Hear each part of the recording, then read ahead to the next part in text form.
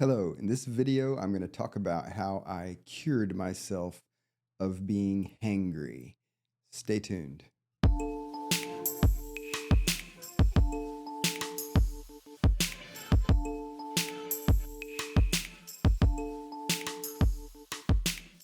Welcome to Wellness with John. I'm John Peters, a therapist who's been in practice for 25 years, providing mindfulness-based cognitive therapy to thousands of patients.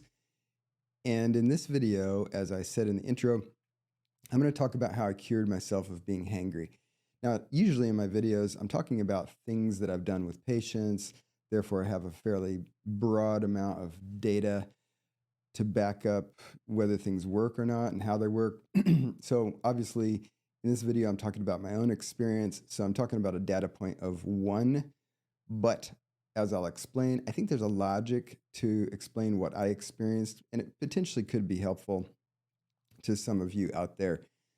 So I'm going to share this because being hangry is a common thing. I'm sure that you've experienced it. Everybody's experienced it to some degree, but with some people, and this was true for me when I was younger, it can be a particular problem, like a distinct problem.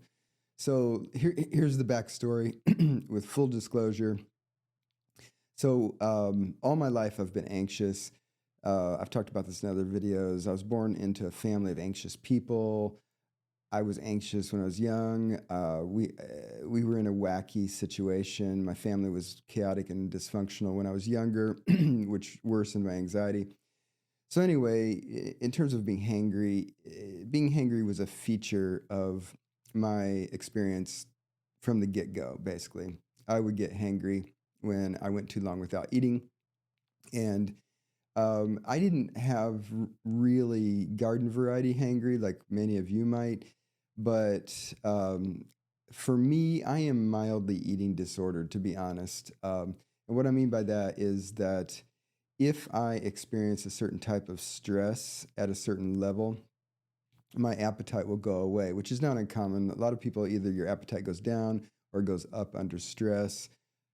There are people out there where their appetite doesn't change at all, but for most people, appetite gets affected by stress. But for me, when I would experience fairly strong stress of what I call the medium type, and I made a video a while back on the 3 types of stress: quick, medium, and chronic.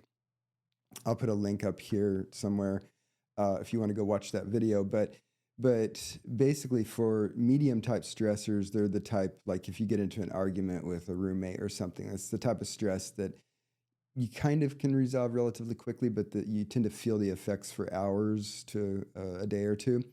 But so for medium type stressors at a high level, like up at high code orange, my appetite would not only go away, but it would sometimes go away for hours.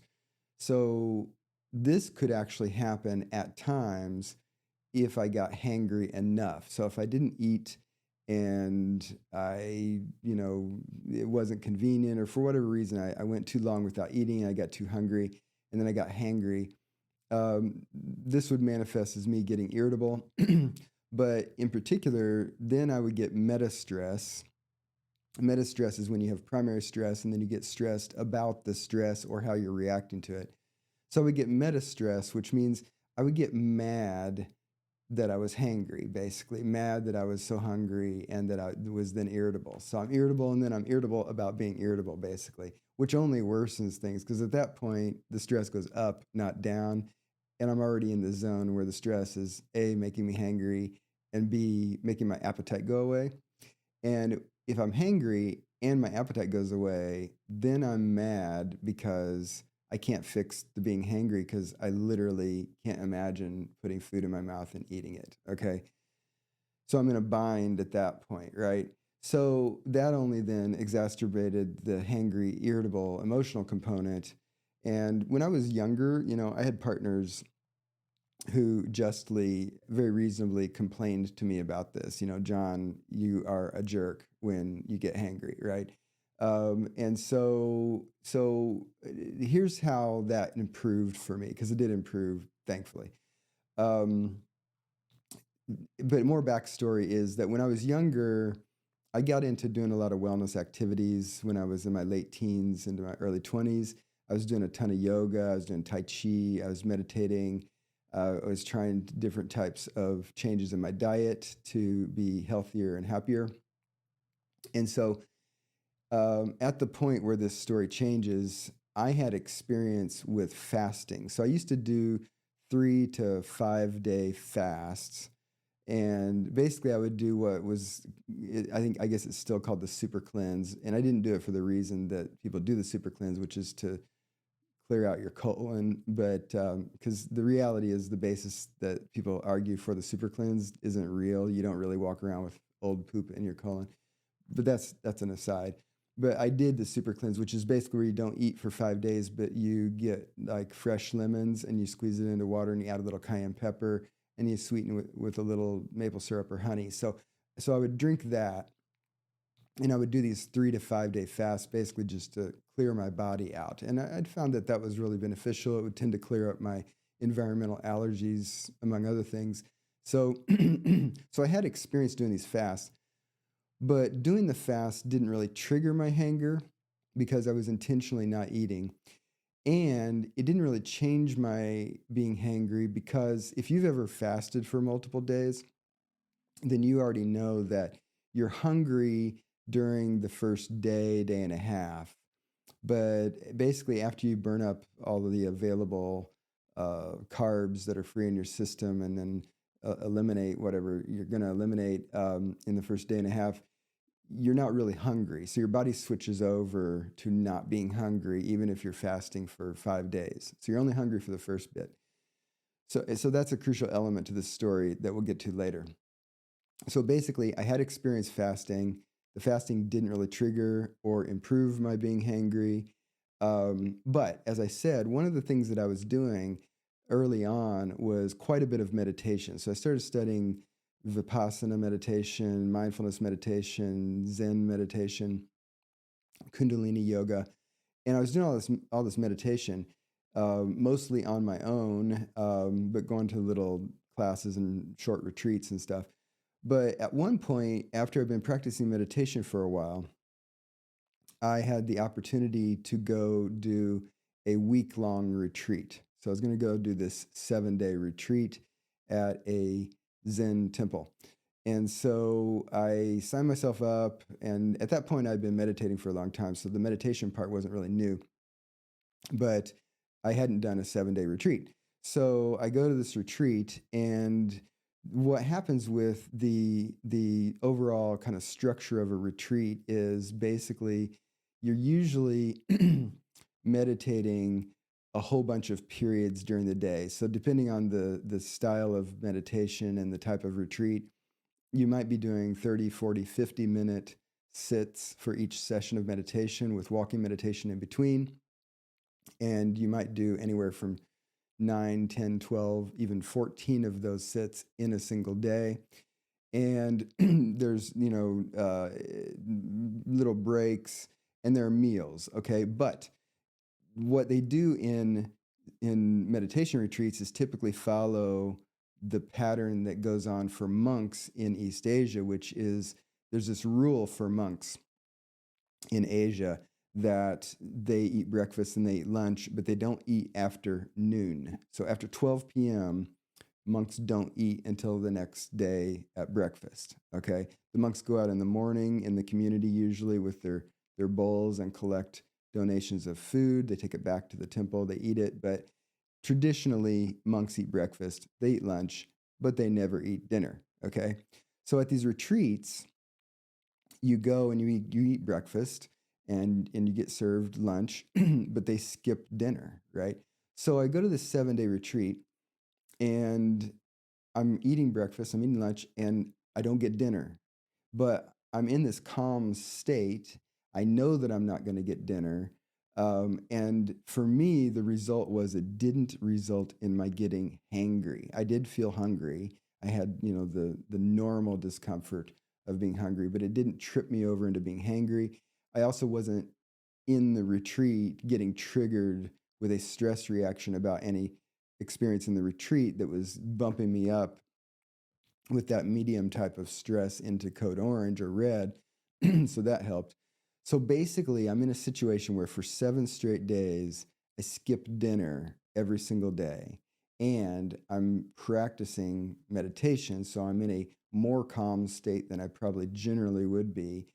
And because there's not a whole lot that you are attending to mentally because it's at a meditation retreat, the structure of the retreat and the setting of the retreat and what you're doing there is basically to reduce the inputs a lot. So you're not like sitting and playing Sudoku all day, every day. You're just doing very simple things and you're being mindful about them and you're meditating.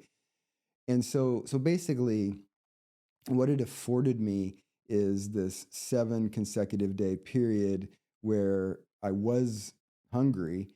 And my hunger wasn't going away because, unlike the fasting where you're just not eating for 3, 4, 5 straight days and you just switch over to not being hungry, I was eating breakfast and lunch every day. So I was just as hungry at dinner time every single day as the day before, right?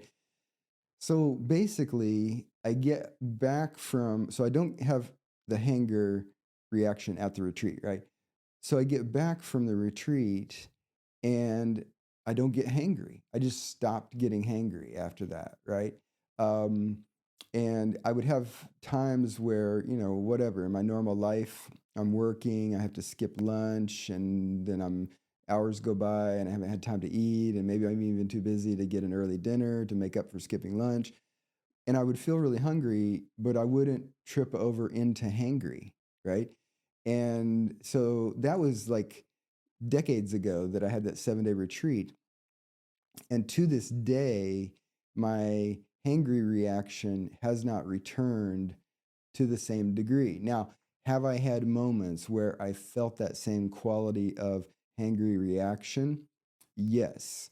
But I would say, compared to my time before the retreat to all the years after the retreat, it reduced it by about 99%, right? And I didn't go to the retreat with the intended goal of fixing my hangry reaction. It was just this outcome of what happened. Now, the reason I share this is not just because, whoa, there was this coincidence. I went to a retreat and my hanger got blown out of the water.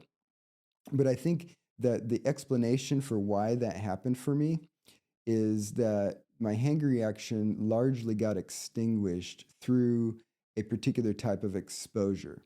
And so when we're working with anxiety reactions and triggers, there are different types of exposures that can have different types of outcomes for people. And one of them that we use, especially when we do exposure response treatment for OCD triggers, is we carefully help the person expose themselves to the trigger in a moderate zone. And by moderate, I mean enough that you're really feeling that exact trigger, but moderate meaning not overwhelming. Because if you expose yourself to a very high level of a trigger, then often you just experience the misery and you have your normal anxious response, and that exposure doesn't function to habituate or extinguish the response. But what we know through exposure therapy, and what I think is the logic to explain what happened with the extinguishing of my hanger, is that when you have prolonged exposure to a moderate level of the trigger, your brain readjusts. And your brain basically says, okay, there is that trigger, and I'm going to change how I'm reacting to that trigger in order to just basically chill out. Okay. So habituation is a term that we use to explain when the brain basically starts reducing the degree to which it's reacting to a particular stimulus. Okay. And that's why, if the temperature changes in the room, you feel it. But if the temperature remains constant, you habituate to that and you don't feel that new temperature the way you might have if the temperature in the room had dropped really quickly by several degrees. You would feel that change, but you would habituate to the new steady state of the steady temperature in the room, and your brain just stops paying attention to it. So it goes out of your awareness. And that's the logic of what sustained exposure to a moderate level of a trigger can do. It's your brain can just decide to habituate to that stimulus. And so then when you experience the stimulus, you have less of a reaction, or in some cases it extinguishes and you have no reaction. Okay.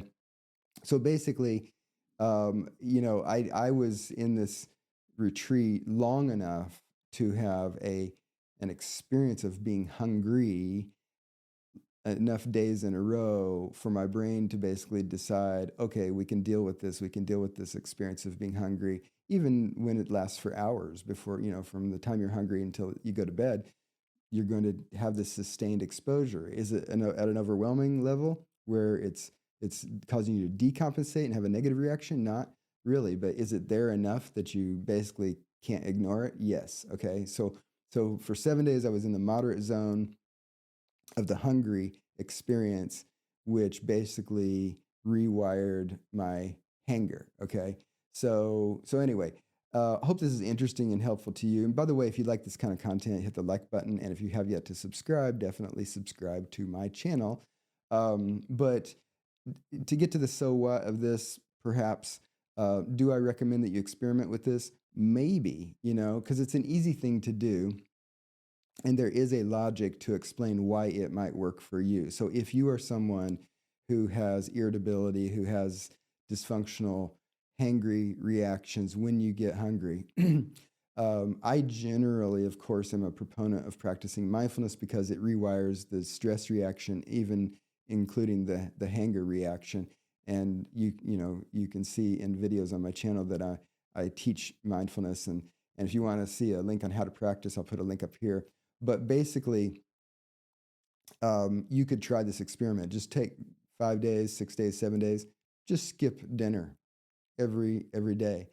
And just remind yourself, the world's not going to end. I'm going to be hungry, and we'll get through this. It might help you. If you try this experiment and you get an improvement, come back and leave a comment below because I'd love to hear feedback. If you want to leave a private message, then just private message me about that. If you want more information about my general services and my practice, the link is in the description below to my private practice website. So thanks for joining me today, and I'll see you in an upcoming video.